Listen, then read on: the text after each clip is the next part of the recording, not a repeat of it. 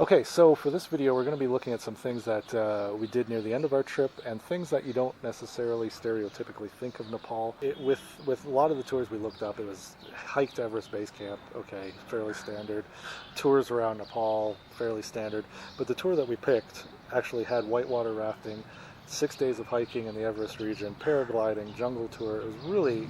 Canoe tour, yeah. Walking tour in the jungle. Yeah, that was actually pretty cool. In the jungle. But here's the thing, okay?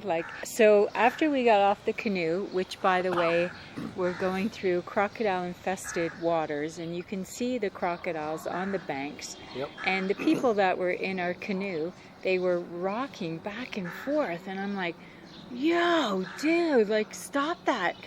And I just kept watching the water levels come up and up close to the top of the canoe, and you know what, it really wouldn't take too terribly much to tip the canoe, and it's not the water itself, although quite shallow.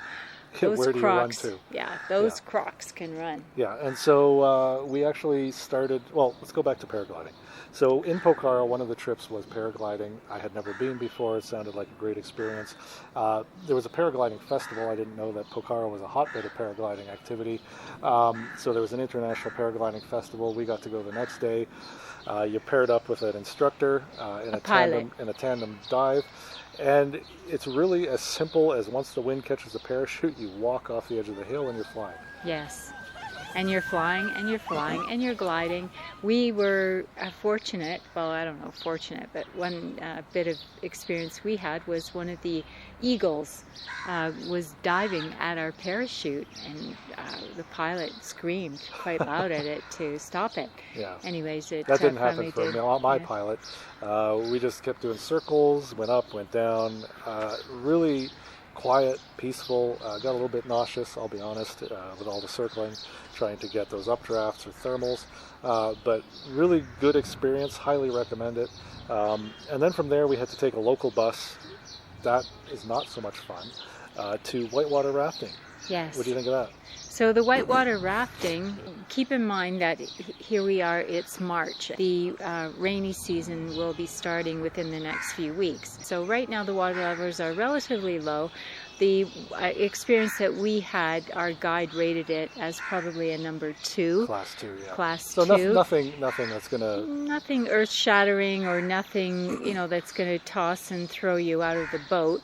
But we did have some soakers, that's for sure, and just a whole lot of fun. But again, I don't think of Nepal whitewater rafting. Everest, certainly, hiking, trekking, but this showed the variety, the breadth and depth of Nepal. And then we got to Chitwan, another bus ride, lots of construction, lots of slow road work, lots of crazy road driving. Transportation, just incredible. So we got to Chitwan. It's known for an endangered species of rhino.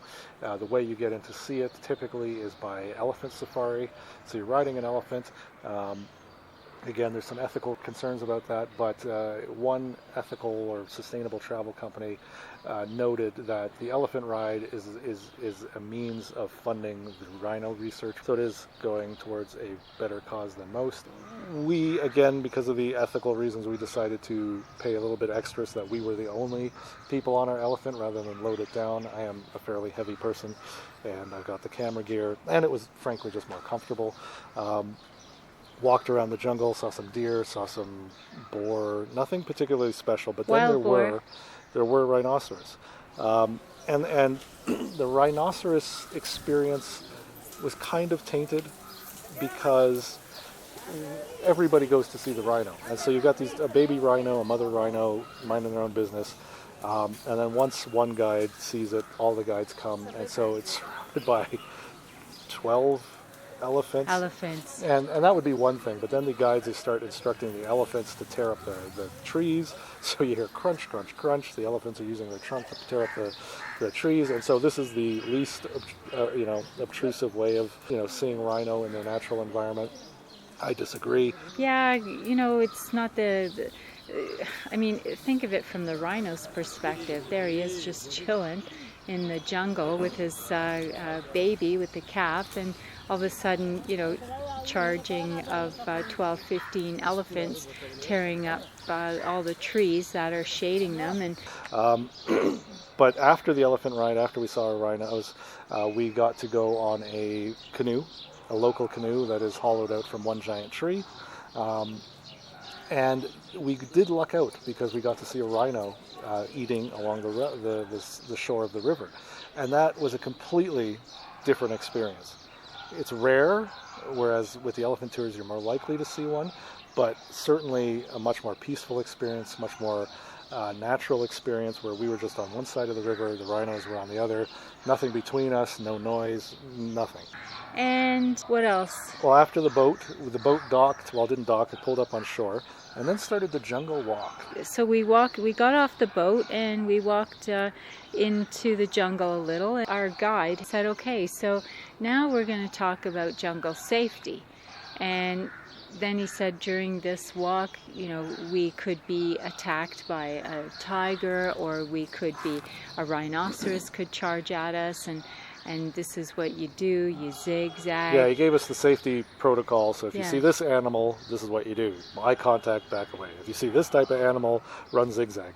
And he also did that before the canoe too, right? Like, our guide was very mellow, very soft-spoken, but he did say even before the canoe thing is like, just so you know, people have been attacked by tigers, there have been crocodile incidents, and it's their home. And so the jungle walk was a bit of a surprise. In South Africa, Milwani, we did mountain bike around a wild animal preserve, but there were no predators. So to walk around a jungle where you know that there's dangerous animals, it was exciting. Well, I don't know if exciting is the word. Privileged, exciting, exhilarating. You were in their environment, and I thought it was pretty cool. And what did we see there? Nothing. We saw Nothing. Deer. No, we saw deer. Oh, we deer. saw wild boar. I can see deer at home. Yeah, wild boar. So ultimately, the jungle walk was an hour walk around the forest where we saw nothing. Yeah. But we could have been eaten. We could have been eaten alive. Yeah.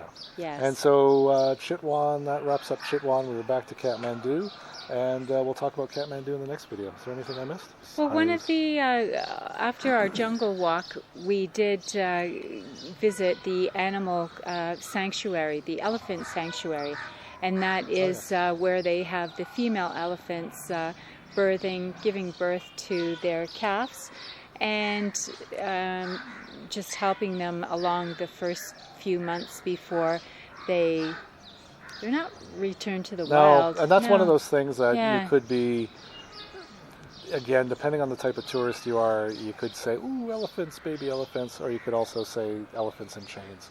So, these are elephants that are captive. They're breeding for the purpose of preventing extinction, but they don't have a particularly free life. I did ask, they are let off their chains for 5-6 hours a day, where they go out into the wild to breed, or to graze, and then they return.